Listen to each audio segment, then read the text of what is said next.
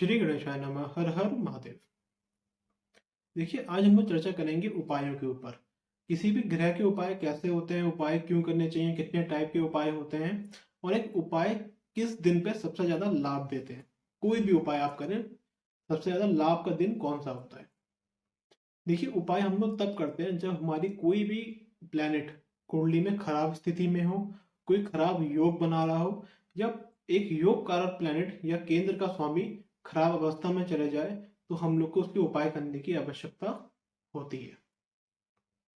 देखिए, उपाय बहुत सारे टाइप के होते हैं। जाप, हवन, दान, ठीक है, यंत्र की पूजा, किसी स्पेसिफिक देवी देवता की पूजा, ईष्ट की पूजा। ईष्ट की पूजा का फल क्या होता है, आज हम लोग सब इस बारे में जानेंगे।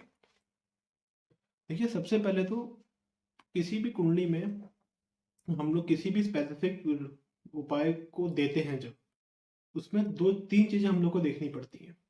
एक तो कितना बुरा योग बना रहा है, कितना एफिलेटेड है वो, राहु केतु शनि, क्या मारक, या जो 6 8 12 के स्वामी हैं उनके साथ उन्हीं बैठा है। ये सब चीजें देखने के बाद और हमेशा सही टाइम और सही जगह उपाय करने से उसका फल प्राप्त होता है। ऐसा नहीं है कि आप जैसे शनि की दशा बीत गई तो आप शनि के उपाय कर रहे हो, या शनि अभी की महादशा इतने साल बाद आएगी तो आप शनि के उपाय कर रहे हो। हर उपाय एक सही टाइम पे होना जरूरी है।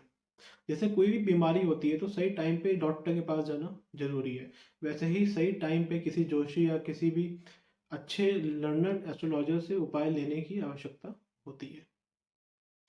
देखिए, अब कितने टाइप के उपाय हम लोग कर सकते हैं। हम लोग जाप कर सकते हैं, दान कर सकते हैं, किसी स्पेसिफिक डीटी को पूज सकते हैं, प्लेनेट को पूज सकते हैं, उसके यंत्र को पूज सकते हैं, और किसी भी देवी देवता के जो उस प्लेनेट के स्वामी हैं, जैसे सूर्य को शिव या विष्णु, दोनों की पूजा करने से सूर्यदेव आपके कुंडली में अच्छा असर दिखाएंगे। उनकी पूजा कर सकते हैं आप, मतलब एक पर्टिकुलर डीटी की पूजा कर सकते हैं आप। और देखिए, पूजा करने के लिए स्पेसिफिक दिन और स्पेसिफिक तिथि बहुत ज़्यादा जरूरी है। जैसे कि कृष्ण पक्ष, कृष्ण पक्ष में कोई भी उपाय करना सबसे ज़्यादा लाभकारी माना गया है। भरणी नक्षत्र जिस दिन हो उस दिन उपाय शुरू करना, उपाय करना सबसे ज़्यादा लाभदायक होता है।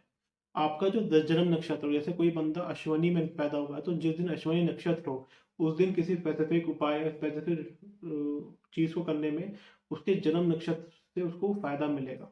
कोई भी दोष होगा उसके जन्म नक्षत्र में तो उसको नलीफाई करने में हेल्प करेगा। कोई भी ग्रहण हो, सूर्य ग्रहण या चंद्र ग्रहण, बहुत ही ज्यादा, जैसे वो एक, आप उसको नेगेटिव वे में मत लेके जाइए, पर जो ग्रहण की एक अलग शक्ति होती है, अलग महत्व होता है। किसी भी चीज को सिद्ध करने के लिए, कुछ भी पाने के लिए ग्रहण का अपने अलग महत्व होता है। और जब संक्रांति आती है, देखिए संक्रांति हर महीने आती है। जब भी सूर्य किसी राशि को ट्रांजिट करता है, जैसे सूर्य मेष में और वृश्चिक में जाएगा, तो जो भी वो जब 0 डिग्री पे होता है, जब वो राशि परिवर्तन कर रहा होता है, उस दिन को संक्रांति बोलते हैं। उस दिन किया हुआ उपाय बहुत ज्यादा लाभकारी होता है। कृष्ण पक्ष, जन्म नक्षत्र, भरणी नक्षत्र, और एक संक्रांति, ये जो चार चीजें होती हैं, इनमें किया हुआ उपाय सबसे ज्यादा लाभकारी साम मैंने अपनी अभी तक की जर्नी में मैंने देखा है। देखिए, अब उपाय भी देखना पड़ता है कि किस चीज से उसको फायदा हो। जैसे हम लोग कभी दान देने को बोलते हैं, कभी जाप करने को बोलते हैं, तो हर चीज के जरूरी नहीं कि हर चीज जाप से ही, कुछ चीजें दान से सही हो जाती हैं। जो ज्यादा बड़ा दोष नहीं है तो वो दान से दूर हो जाता है। अगर कोई बड़ा दोष है तो उसमें दान, जाप और पूजा तीनों करनी पड़ती है। ये भी चीज, क्योंकि लोग, मैं अक्सर लोगों को देखता हूँ कि उनको तुरंत असर चाहिए, तुरंत असर नहीं मिलता। जैसा दोष है, और ज्योतिष अलग है, उपाय अलग है, दोनों में एक अंतर है। वो भी समझना बहुत ज्यादा आवश्यक है आप लोगों के लिए। और देखिए, अपन अगर आप, मैंने बहुत लोगों को देखा है कि अपने ईस्ट को पहचानने में गलती करते हैं। ईस्ट क्या है, आज मैं उसके भी आपको एक तरीका बताऊंगा। D1 चार्ट में आपका जहां भी आत्मा कारक बैठा है, उसी ग्रह को आप नवांश में देखिए। जैसे किसी का चंद्र आत्मा कारक होके 9वें भाव में बैठा है, और D9 में वो 10वें भाव में बैठा है, सपोज करिए कन्या राशि में बैठा है, और D1 में वो मीन में बैठा है, कर्क लगन की कुंडली है। तो D9 में जब वो कन्या में बैठा है तो उसी कन्या को जब हम पहला घर लगन बना देंगे, जब हम लगन बना लेंगे तो उसी को 12वें घर को हम लोग को देखना है कि वो क्या राशि उदय हो रही है और क्या प्लैनेट है वहां पे।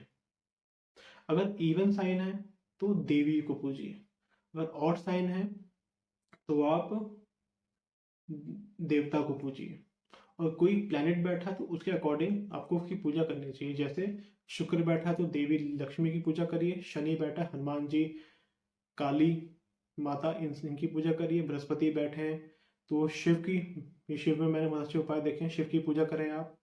सूर्य बैठा है विष्णु शिव, चंद्र बैठा है कृष्ण जी की पूजा कर सकते हैं, शिव की पूजा कर सकते हैं आप। राहु के लिए भैरव की पूजा कर सकते हैं आप। जिस हिसाब से प्लैनेट भी बैठते हैं उस हिसाब से उसकी पूजा कर सकते हैं। राधे राधे।